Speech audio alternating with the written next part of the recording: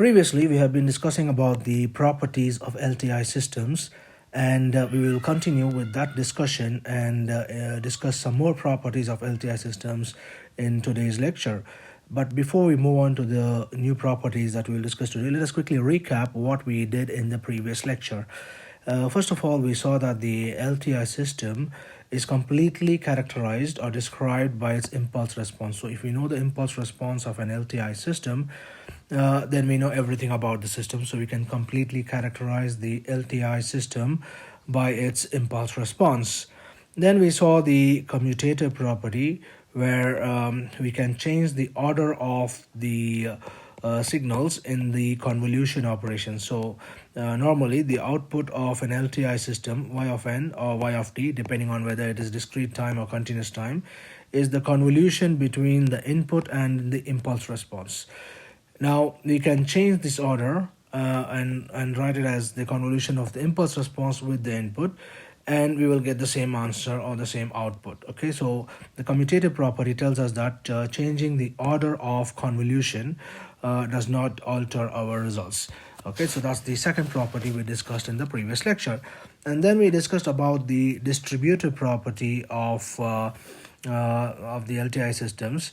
And basically what we see is that if we have an LTI system whose impulse response is given as the sum of two separate impulse responses, then we can make it into two parallel subsystems where each subsystem has the impulse response given by the individual components of that sum. So h1 of n plus h2 of n is a single system whose impulse response is the sum of these two individual impulse responses. So that is the equivalent to having two parallel subsystems where each of the subsystem has the impulse response h1 of n and h2 of n respectively, and that is for the discrete case. Similarly, the same thing applies for the continuous case. So basically the distributive property allows us to combine two parallel subsystems into a single system whose impulse response is the sum of the individual impulse responses of the parallel systems. Okay, so that's the distributive property that we also saw in the previous lecture. Next, we talked about the associative property of systems, where when we are convolving multiple times, again, it does not matter in which order we do the convolution. So we can convolve this h1 and h2 first, and then convolve that result with x of n, or we can convolve x of n with h1 of n first, and the result can be convolved with h2 of n. And similarly, the same thing applies for continuous time as well. So the order in which we perform these convolutions does not affect our result. And basically, using the associative property, the information that we get is that if we have an LTI system which is a series of subsystems, then we can interchange those subsystems, or the sequence or the order of the subsystems, and have the same result. So if we have two subsystems in series where h1 of n is the impulse response of the first subsystem and h2 of n is the impulse response of the second subsystem, we can put the second system in the first place and the first subsystem in the second system's place, and the overall response of the system would be the same. Okay, and that is what we understand from the associative property. Again, that is something we discussed in the previous lecture with illustrative diagrams as well. And the last property that we were discussing in the previous lecture is to identify how an LTI system, or under what condition an LTI system can be classified as a memoryless system or a system having memory.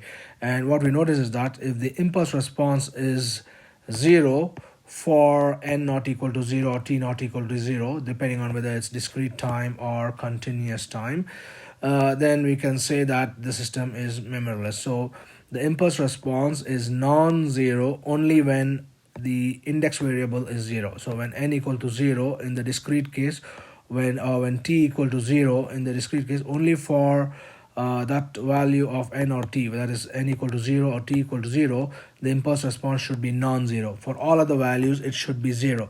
So if that condition is satisfied, then we can say that the LTI system is without memory or memoryless system.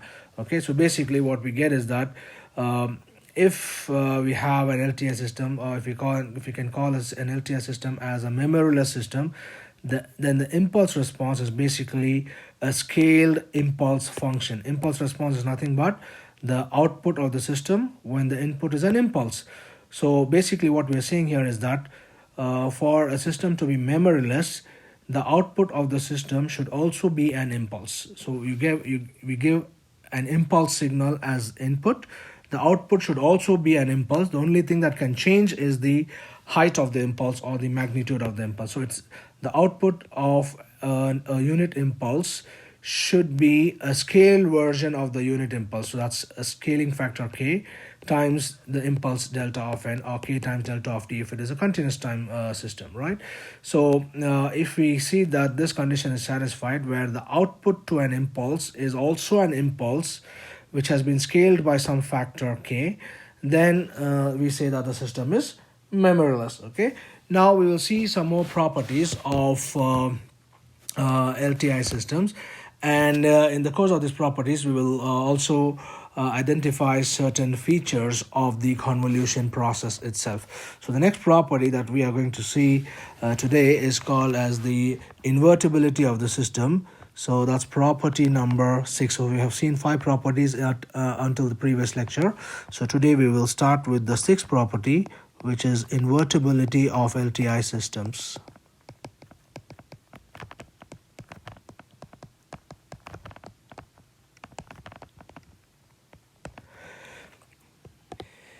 So let's suppose we have an LTI system whose impulse response is say some h of t, and we give an input x of t, and it produces some output which we call as y of t. In the case of a discrete system, the impulse response will be h of n in square brackets, and the input and output will be x of n and y of n respectively.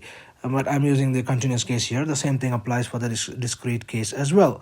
Now, what does an inverse system do? So if we have a second system in series here, which has an impulse response which is the inverse of the original system. Okay, so we'll call this as h1 of t. Now h1 of t is the inverse of the system h of t if it produces an output which is equal to the original input x of t. So we'll call this output as say some w of t, which should be equal to the input of the first system, which is x of t. Then that is called as h1 of t is called as the inverse system of the system whose impulse response is h of t. So what we are seeing here is that if we put a system and its inverse in series, then the output of the overall system is going to be the same as its input. Now the output is equal to the input. That is the same as what we saw here, which is called as the identity system, right? For a memoryless system, when this factor k, the scaling factor k, is equal to 1, the output is equal to the input. So that is basically an identity system. And for the identity system, the impulse response is nothing but the unit impulse function. That's delta of n or delta of t, depending on whether it is discrete time or continuous time. So basically, what we are saying is that for this to be true, the overall response of this system is basically an identity response. So we get this, we can combine these two subsystems which are in series into a single system called as the identity system. And the impulse response of the identity system is equal to delta of t, as we have seen on the previous slide. So basically what we're saying is, for an identity system, if the input is x of t, the output is also x of t. That's the definition of identity system, and that happens when the impulse response is equal to the unit impulse function. That is when k equal to 1. The scaling factor is 1, right? So that basically means if we take a system with an impulse response h of t and put another system with some impulse response h1 of t, and if that h1 of t is the inverse of this h of t, then the convolution between them should give us delta of t. Series means convolving each with the other, right? H of t with h1 of t. So what we see is that this entire system can be represented as a single subsystem whose impulse response is given as delta of t. So that means we can deduce from this diagram that therefore h of t convolved with h1 of t is equal to delta of t. That is true if h1 of t represents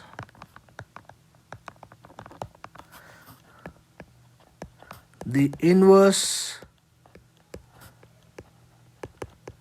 system of, let me write that properly, of h of t.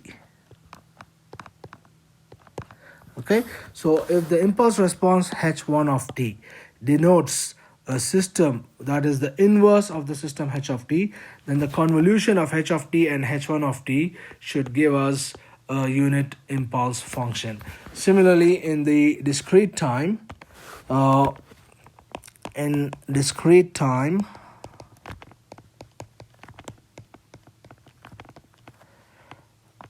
h of n convolved with h1 of n equals delta of n.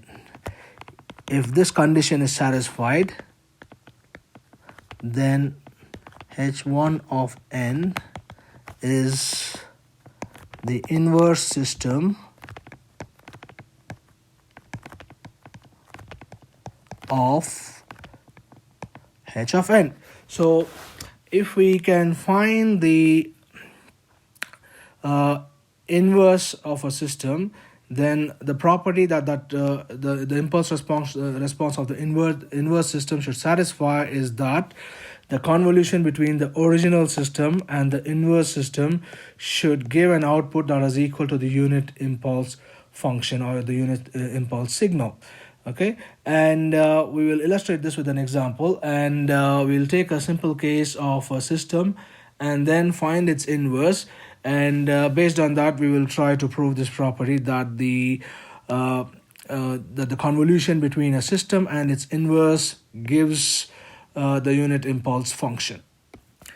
So let us consider this example over here where we have taken the output y of t is as equal to a delayed version of the input or an advanced version of input, or in general you can say that the output is some shifted version of the input x of t. So y of t is x of t minus t naught, and when this t naught is positive, then we'll get y of t is x of t minus t naught, which is a delayed version of x of t. And if this t naught is negative, then y of t will become x of t minus t naught, which is x of t plus t naught, which gives us an advanced version of x of t. Now, basically, this system is a very simple system where the output is basically a shifted version of the input signal. So what is the impulse response of the system?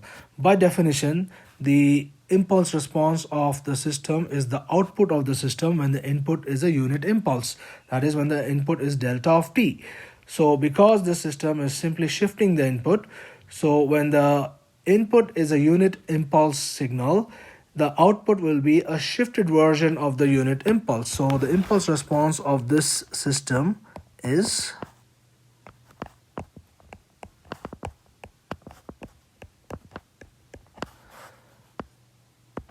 if we call this as h of t, that should be equal to the shifted version of the unit impulse delta of t minus t naught. Again, if t naught is positive, it is a delayed version of delta of t, and if t naught is negative, then it is an advanced version of delta of t. So the impulse response is basically a shifted version of the unit impulse function, which is the input signal delta of t. So now that we have the impulse response of the system, by definition, the output of the system to any signal x of t is the convolution between the input signal x of t and its impulse response. So we will take that definition y of t as the convolution between the input x of t and the impulse response h of t, right? And that is equal to h of t is now known to us. H of t is delta of t minus t naught. So that is equal to x of t convolved with h of t, which is delta of t minus t naught, and that is equal to x of t minus t naught, because our input-output relationship that we have taken in this example is that the output is a shifted version of the input. So when the input is x of t, the output is x of t minus t naught. That is what we have here. And by the definition of impulse response, the output should also be equal to the convolution between the input and the impulse response. So the impulse response of delta of t minus t naught. So from this relationship, what we see is that when we perform convolution between a signal x of t and a shifted unit impulse, that is delta of t minus t naught is nothing but a shifted version of delta of t, what we see is that x of t is also getting shifted by the same t naught. So if we shift delta of t by some t naught and then perform convolution with any signal x of t, the effect is that the same shift is produced in x of t. So x of t has become x of t minus t naught. So convolving with a shifted impulse, convolving any signal x of t with a shifted unit impulse delta of t, that is delta of t minus t naught, produces a similar shift, an equivalent shift in the input signal x of t itself. Okay, that is the observation we notice here. And from this property of the system, we are extracting a characteristic feature of the convolution operation. So that is an important observation that we make as a result of this property of the system, where by using these two properties of this example. Okay, so we have taken a simple system whose input-output relationship is such that the output is equal to the shifted version of the input, and from that we can deduce what is the impulse response of the system, and then we can represent the output as the convolution between the input and the impulse response.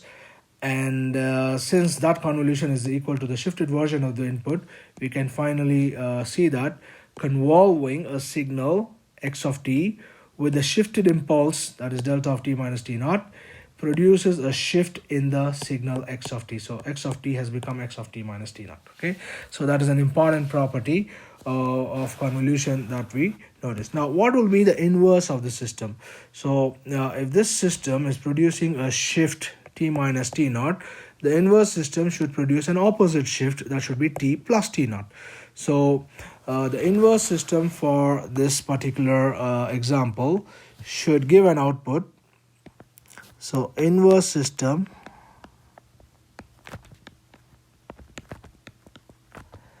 will have input-output relationship as y of t equals x of t plus t naught.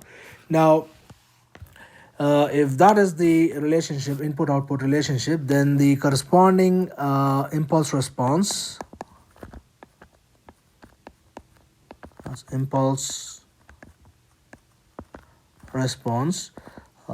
h of t will be delta of t plus t naught, because the input signal x of t is going to be delta of t.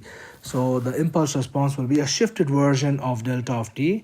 In this case, it's delta of t plus t naught, because it is the opposite shift of what we had in the original system, because if the inverse system basically reverses whatever process the original system does. So if this system is shifting by some amount with a minus sign, the inverse system will shift it by plus. So it will perform an opposite shift. So h of t, the impulse response of the inverse system is delta of t plus t naught. And to distinguish the two systems, the original system and the inverse system, we'll call the inverse system impulse response as h1 of t. So h1 of t equals delta of t plus t naught is the inverse system of h of t equals delta of t minus t naught. So basically what we are saying now is that if we have these two systems in series, the output should be equal to the input. So if we have an input x of t, and if that is given as input to a system whose impulse response is h of t, which is delta of t minus t naught, the output is going to be x of t minus t naught. And if that system is given as input to a system whose impulse response is h1 of t, where h1 of t is performing the opposite shift, so this x of t minus t naught will get shifted back. So we'll get it as x of t minus t naught plus t naught, which is simply equal to x of t, right? So the inverse system will have an impulse response in such a way that the when put in series with the original system, the overall output of the system is going to be the same as the original input of the system, x of t, right? So t minus t naught is again shifted to the right, shifted in the opposite direction by t naught. So effectively we get back our original signal. So basically what we are going to see here is that when we perform the convolution between the system and its inverse system, that is the convolution of the respective impulse responses, so h of t convolved with h1 of t, which is basically delta of t minus t naught convolved with delta of t plus t naught, that will give us delta of t. So what we notice is that if you want to invert a system, that means we need to find the impulse response of the system, of the inverse system, such that the convolution of the impulse response of the inverse system with the original system is a unit impulse function. Okay, if that condition is satisfied, then h1 of t is the inverse system of h of t. So that is the relationship that we have for the impulse response of the original system and its inverse system. So if this condition is satisfied, okay, if this condition is satisfied, then h1 of t is the inverse system for h of t. Okay, to be more precise, h1 of t is the impulse response of the inverse system for the system whose impulse response is h of t, and that is true if the convolution between the system's impulse response and the inverse system's impulse response is equal to the unit impulse function. Similarly, we can write this relationship in the discrete time as h of n convolved with h1 of n. That should give us delta of n. In that case, h1 of n is the inverse system of h of n. Now I want you to read and understand example 2.12 on page number 111 of the textbook. where there's another example given for the discrete case where you can prove this relationship that the convolution of the impulse response of the system and the impulse response of the inverse system gives a unit impulse function. Okay, so now there is this example number 2.12 on page 111, which you need to read and understand. Okay, it is fairly straightforward, and it is just another example similar to what we have done now. So read this example and develop a clear understanding of this process. So basically, to summarize this, what we see is that if we find the impulse response of the inverse system, for that impulse response to be the actual inverse, then it should satisfy the condition that the convolution of the inverse system's impulse response with the original system's impulse response produces the unit impulse function. Okay, only if this condition is satisfied, then h1 of t is the inverse of h of t. Okay, if it is not satisfied, then you cannot call h1 of t as the inverse of h of t. So read and examine the example on page number 111 of the textbook very carefully. We will now move on to our next property, which is property number 7. It's called as the causality property. So let's discuss the causality property of LTI systems, and we'll see what condition should the impulse response satisfy in order for the system to be causal. So that's property number 7. It's called causality of LTI systems. Again, causality is a term that we have defined previously a few lectures back when we were discussing about the properties of LTI systems in general, but we are talking now and specifically in terms of the impulse response. Now, what is the meaning of causality? Causality means the output of a system does not depend on future inputs. You cannot have the output of a system at any point of time that depends on future inputs. It depends only on the present and past inputs, but not on future inputs. So we saw previously for memoryless system, it does not depend on the past inputs also. It depends only on the current input. But if we extend the memoryless system to also be dependent on the previous inputs in addition to the present input, then we get what is called as a causal system. But the important thing is that for a causal system, the output does not depend on future inputs. So let us consider this example of an LTI system where the input is a unit impulse function. That means this input is having a value of 1 only when t equal to 0. That means the output of the system is the impulse response, because the impulse response is the output when the input is a unit impulse. So we get the impulse response.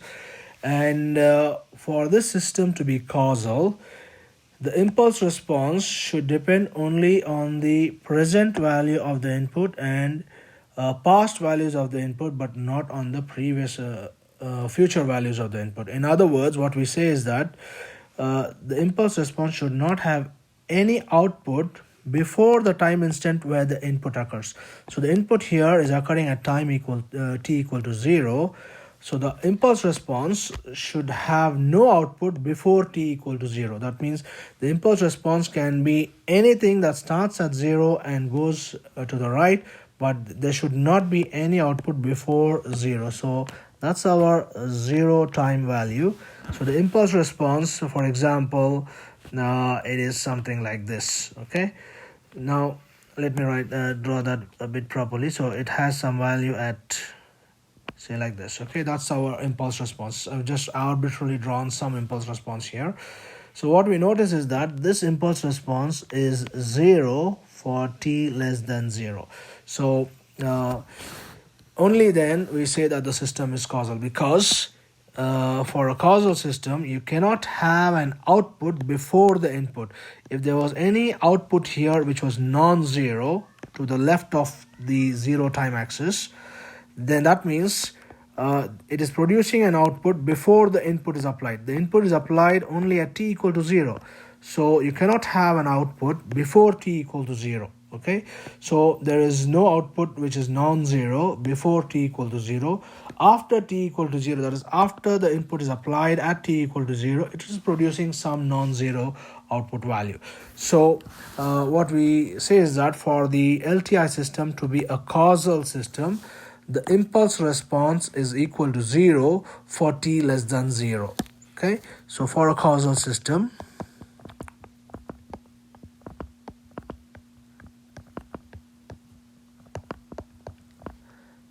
the impulse response h of t should be equal to 0 for t less than 0, or in the case of discrete time, the impulse response h of n is equal to 0 for n less than 0. Okay, this is the condition that the impulse response must satisfy in order for the system to be a causal system. So if you're given an impulse response, and if you notice that the impulse response h of t or h of n is having a non-zero value for t less than 0 or n less than 0, then you can immediately say that this is a non-causal system.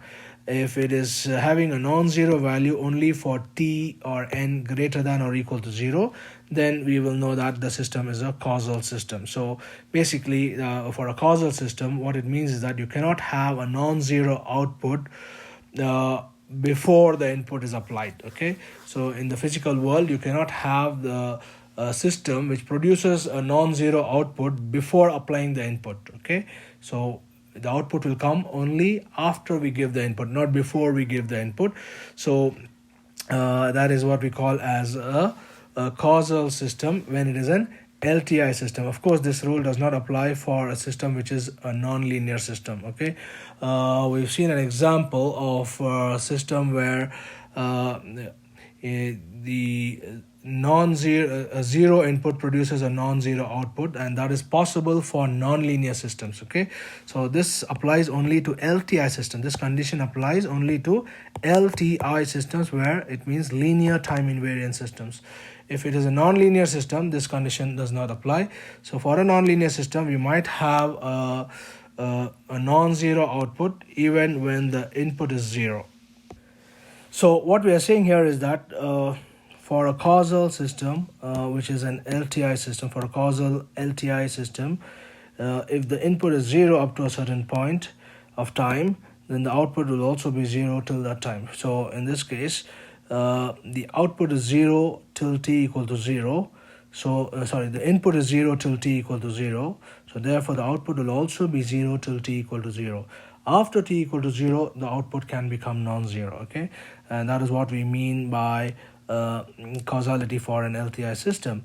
And basically what that means is a 0 input will produce a 0 output till the time the input is 0. The moment the input becomes non-zero, from that moment of time the output can become non-zero. Okay, so that is that applies only for linear systems. We might have a non-linear system which is having a non-zero output with a 0 input, and still it can be causal. So the condition of 0 input producing a 0 output, that applies only to a causal LTI system. If it is a non-linear system, the only condition is that the impulse response depends only on the present and past values of the inputs, but not on the future inputs. So we can have a case where let's do the example. So suppose we have input-output relationships. Let's say y of n equals x of n plus 3. So in this case, even if x of n is 0, that is, when the input is 0, the output is going to be 3, which is non-zero, right? So if x of n equals 0, y of n equals 3, that means it is producing a non-zero output for a 0 input. That is, non-zero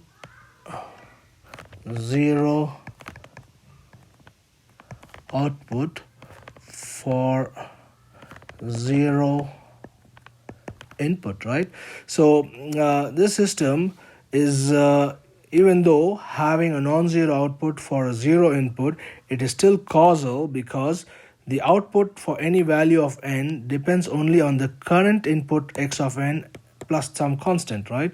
It is not depending on future input values. For example, y of 1 does not depend on x of 2. Okay, when n equal to 1, it depends on x of 1 only. So this is still a causal system, but it does not satisfy the condition of zero input producing a zero output. Therefore, this is a non-linear but causal system. So we have this example here for the system. This is causal but not linear.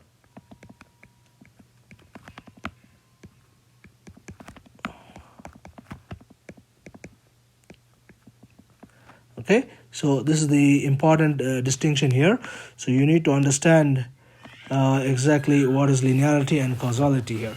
So for an LTI system, causality automatically implies that when the input is 0, the output is also going to be 0. But if it is not a linear system, this condition of zero input producing a zero output is not applicable, and the system may still be causal, as we have seen in this example. Okay, it is causal because the output y of n depends on only the current input x of n. When n equal to 1, it's x of 1.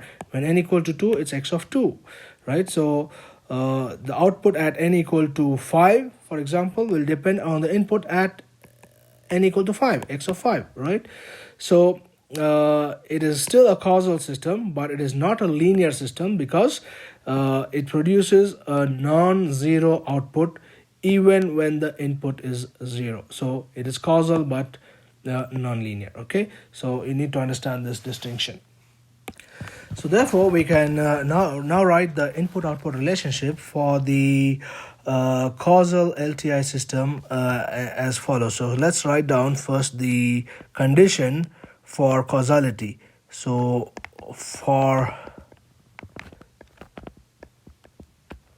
causal linear time invariant system, the impulse response h of n should be equal to 0 for n less than 0. Let me write that less than properly. So that's for n less than 0.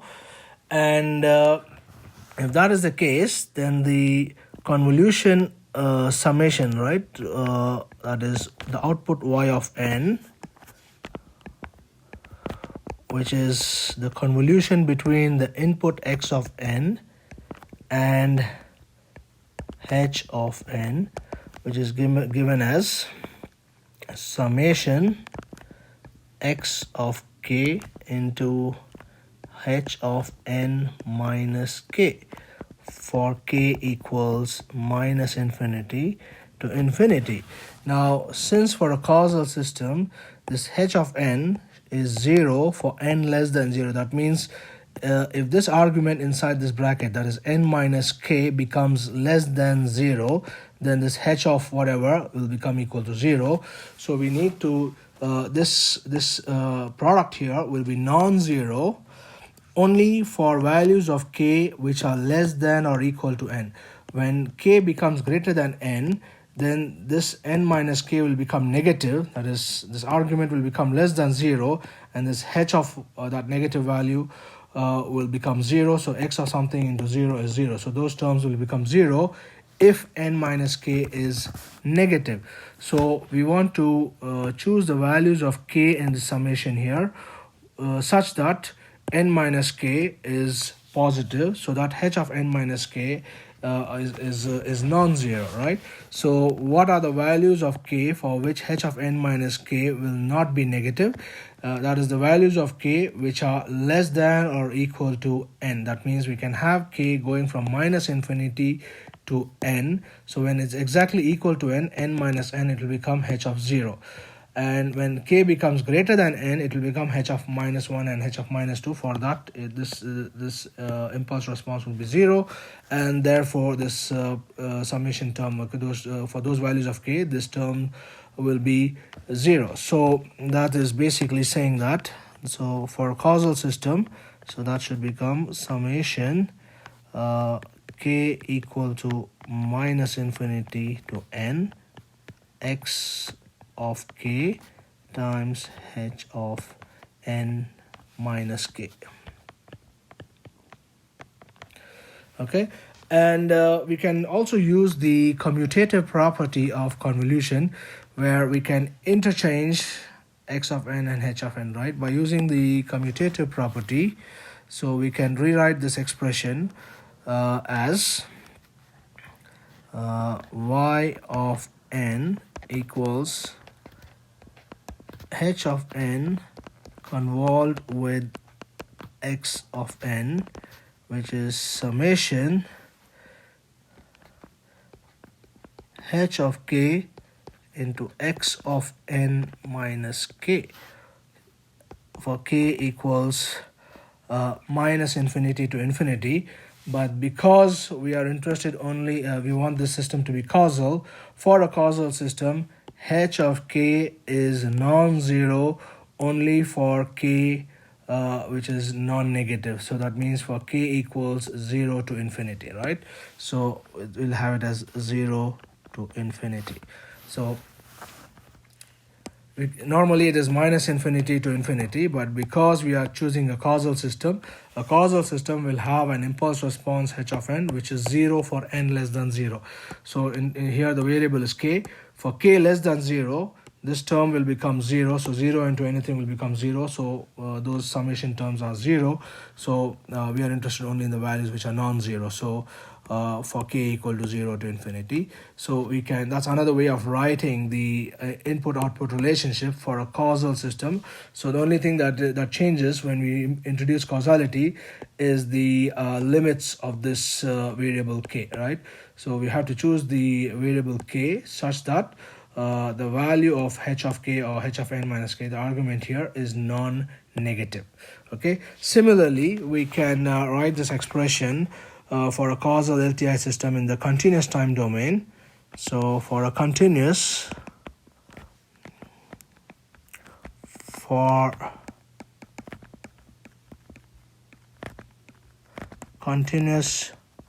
time causal LTI system, the input-output relationship, or first of all, what is the condition for the impulse response? H of t, the impulse response is 0 for t less than 0. So the input-output relationship is y of t equals convolution of x of t with the impulse response h of t, which is integral minus infinity to infinity x of tau h of t minus tau d tau. Okay, again, this is an expression that we have seen in the past, so you should be able to recall this. So this h of t minus tau is non-zero only when this t minus tau is not negative. So what is the values of tau for which this will be not negative?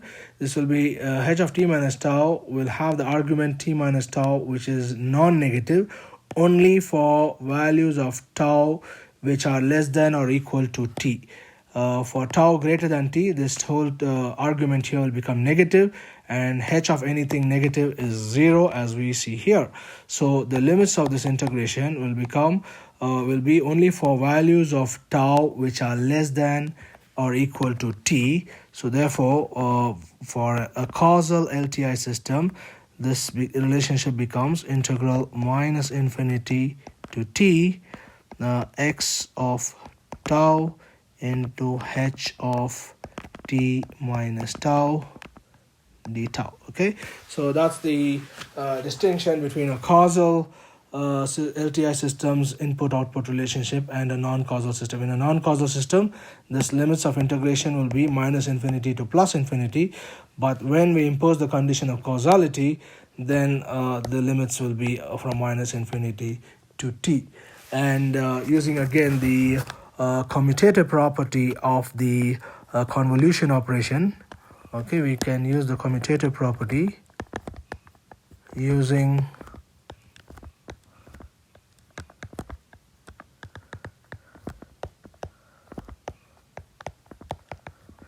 we can write the input-output relationship as y of t equals a convolution of h of t with x of t.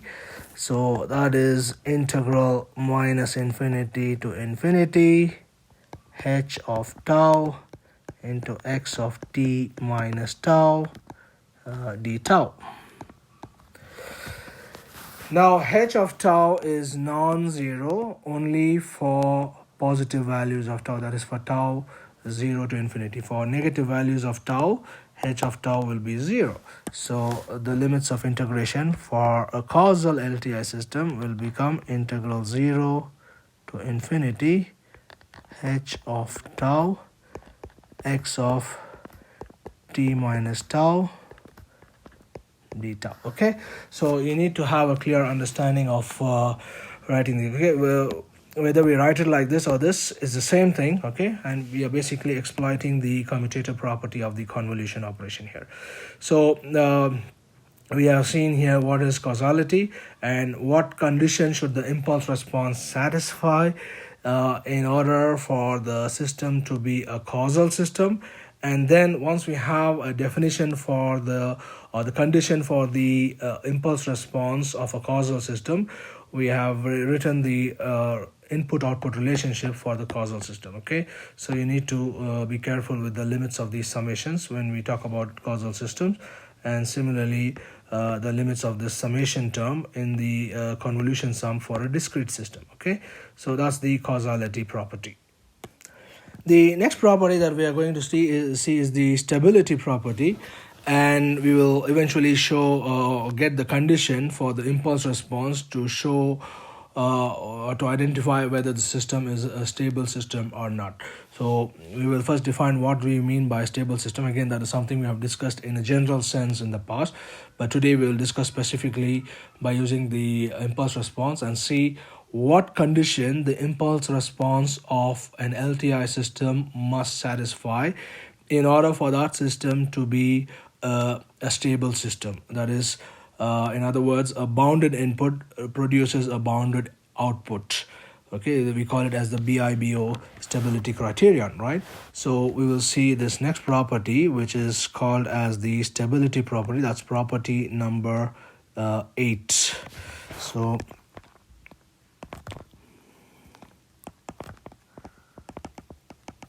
stability of LTI. Okay, stability of LTI system. And what do we mean by stability? A bounded input produces a bounded output. So we call this as Bibo stability. Now, what we mean by that is, if the input signal x of t or x of n is bounded within certain limit, then the output should also be bounded within some other limit. So a bounded input should not result in an output that is growing without bounds. So if we have a system where a bounded input produces only a bounded output, then we say that the system is a stable system, or more specifically, we call it as a Bibo stable system, or the condition is called as Bibo stability. So what that means is, for a Bibo stable system, if the output of the system y of n is bounded,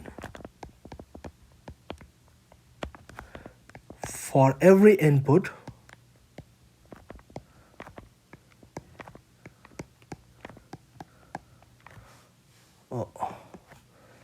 for every bounded input x of n, and if we say that this x of n, okay, that is the magnitude of x of n is less than or equal to some bound b, then y of n is also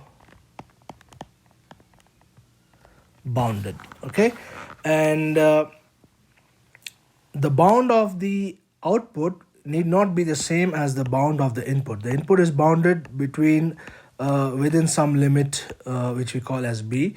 The output will also be bounded, but the limit may not be b. It may be b times something. Okay, but it is definitely going to be bounded if the system is a stable system or a BIBO stable system.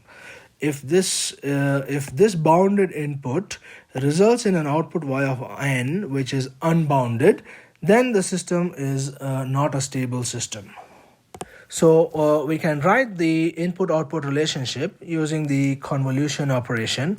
So we are writing it for the discrete case now. So the output y of n is the convolution between the input and the impulse response, so which is given as summation x of n, or summation x of k, that is, we use the variable k for k equals minus infinity to plus infinity times h of n minus k.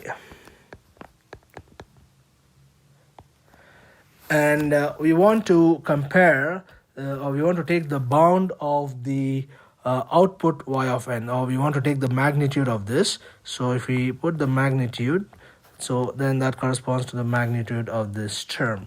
Now we have taken the input x of n to be bounded by some value b. That means the input signal x of n does not have any sample whose magnitude is exceeding this b. Okay, so in that case we want to find what will be the bound for the output. So what we notice here is that on the right hand side of this equation, this is the magnitude of a sum of numbers, right? This is summation of some numbers. So this product here is going to be some number, and we're just adding these numbers and finally taking the magnitude of that. Now the magnitude of a sum of numbers is no larger or will not be greater than the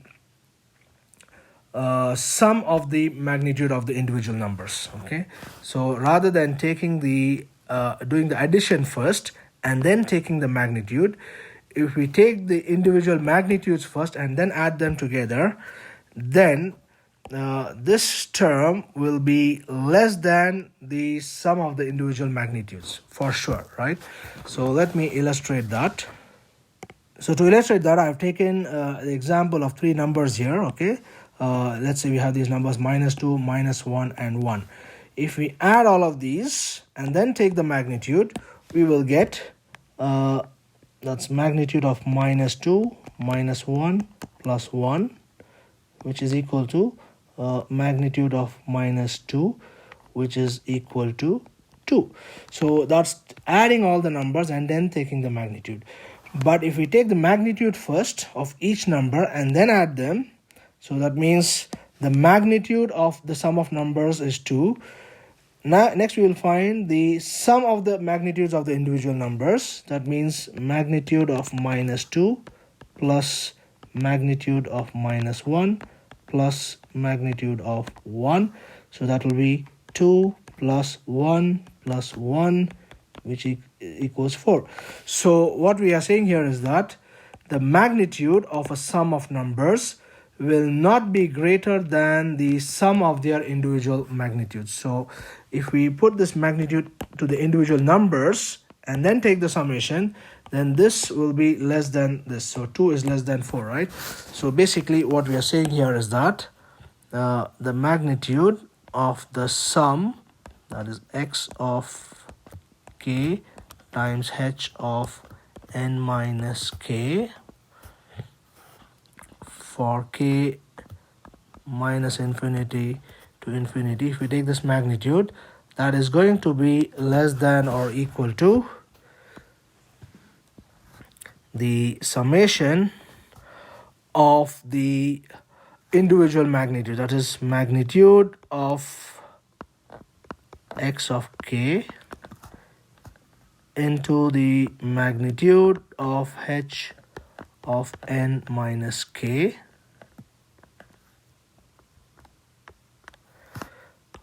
for k equals minus infinity to infinity.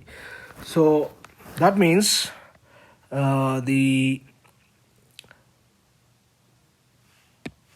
this term is going to be less than this term. So if we replace it by this equality will become less than or equal to, and since this x of k is bounded by some value b, so the bound here for this x of k is b, so that will be b times this sum of the magnitude of these terms. So we can write this as, since x of k is bounded by b, that is x of k is less than or equal to b, so the magnitude of the output y of n is going to be less than or equal to the summation of the magnitude of x of k times the magnitude of h of n minus k for k equals minus infinity to infinity. And since this x of k is bounded by b, we can write this as y of n magnitude is less than or equal to b times the summation of h of n minus k.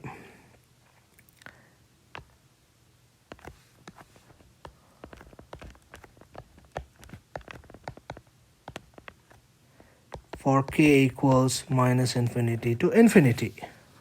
Now, to understand this more clearly, we can use again the commutative property of convolution and rewrite this expression as, using commutative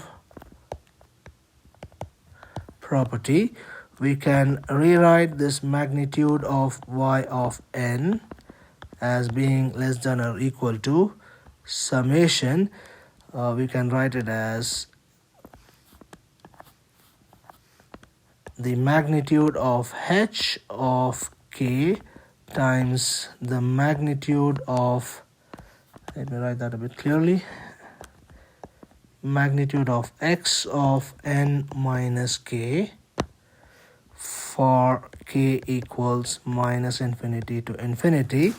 And since this x of n minus k is also bounded by b for all values of n and k, we will get this as the magnitude of y of n is bounded by b times the summation of h of k magnitude for k equals minus infinity to infinity. So basically what we are saying is that this value y of n will be bounded by this limit as long as this summation here is finite. Okay, that is the summation of the magnitude of h of k. If this is a finite number, then this y of n is going to be some value which is less than this finite number. If this h of k summation becomes infinite, then y of n is unbounded. As long as this summation term is finite, we see that the output y of n has a magnitude which is also bounded by b times some finite number. So a bounded input bounded by b produces a bounded output which is b times some finite number. So what we see is that for the system to be Bibo stable, the impulse response h of k should result in a non-infinite number. So the impulse response, the summation of the impulse response from the summation of h of k should be a finite number, or in other words, we say that the impulse response is absolutely summable. So what we mean by that is that the for the output y of n to be bounded, or for the magnitude of the output to be bounded, the summation of this h of k should be a finite number. So b times a finite number will be another finite number. So y of n will be bounded within a finite bound. So we say that the impulse response h of k should be absolutely summable. In that case, the system is a stable system. So for a BIBO stable system, for a bounded input, bounded output, stable system, the impulse response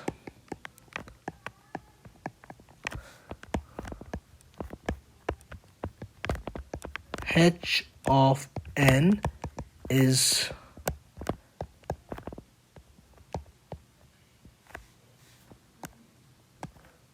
absolutely summable.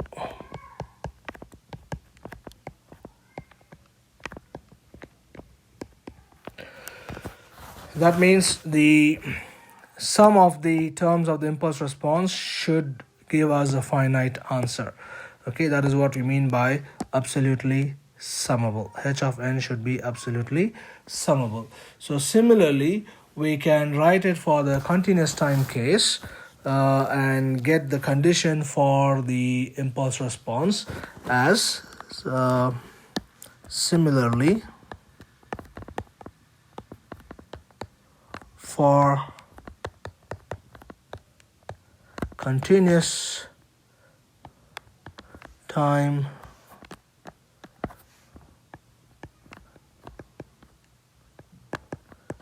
system, the condition that the impulse response must satisfy for it to be BIBO stable is that it should be absolutely integrable rather than absolutely summable, which is for the discrete case.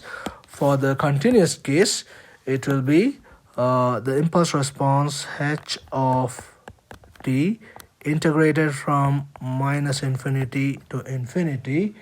That should give us a value which is less than infinity. So h of t dt, or we can write it in terms of tau also. And if we take the magnitude of that, okay, the magnitude integrated, that should give us an answer that is less than infinite. So basically the impulse response should be absolutely integrable.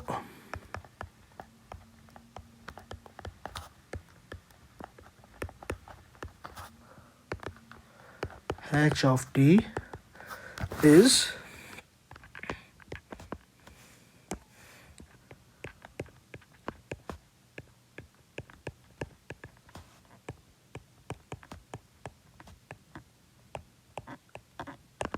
okay. So once we establish this property for the impulse response, whether it's for the discrete case or for the continuous case, then we can determine whether the system is BIBO stable system or not a stable system.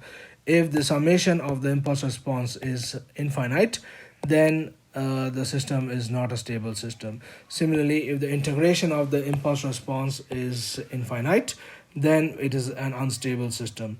If the summation or the integration of the impulse response is a finite number, then we will get then the system that it represents is a stable system. Okay, so again we are interested here in the magnitude. So just as we put the magnitude for the integration here, so this also includes the magnitude. Okay, I forgot to put the magnitude here.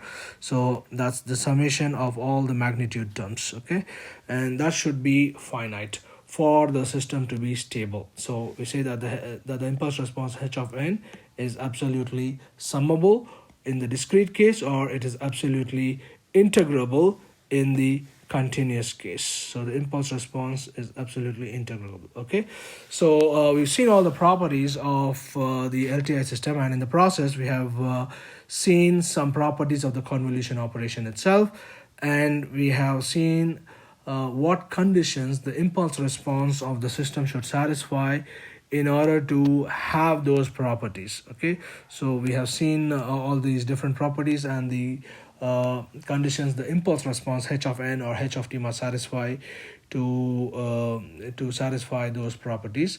So by checking the impulse response, whether it satisfies those conditions or not, we can identify or determine whether the system satisfies those properties or not. Okay, so we'll stop here for this lecture, and we'll continue with one final discussion about the properties of LTI systems, where we'll talk about what is called as the unit step response of the LTI system. So far we have seen the impulse response of the LTI system, which is the output of the system when the input is a unit impulse.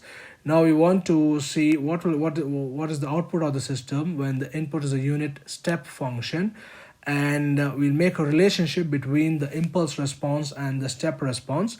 And after that we will move on to the next chapter, which is the analysis of the signals in the frequency domain. So we will be diving into a new topic completely called as the Fourier Series. So that we'll in the next lecture I will quickly finish off this current chapter, where I will discuss about the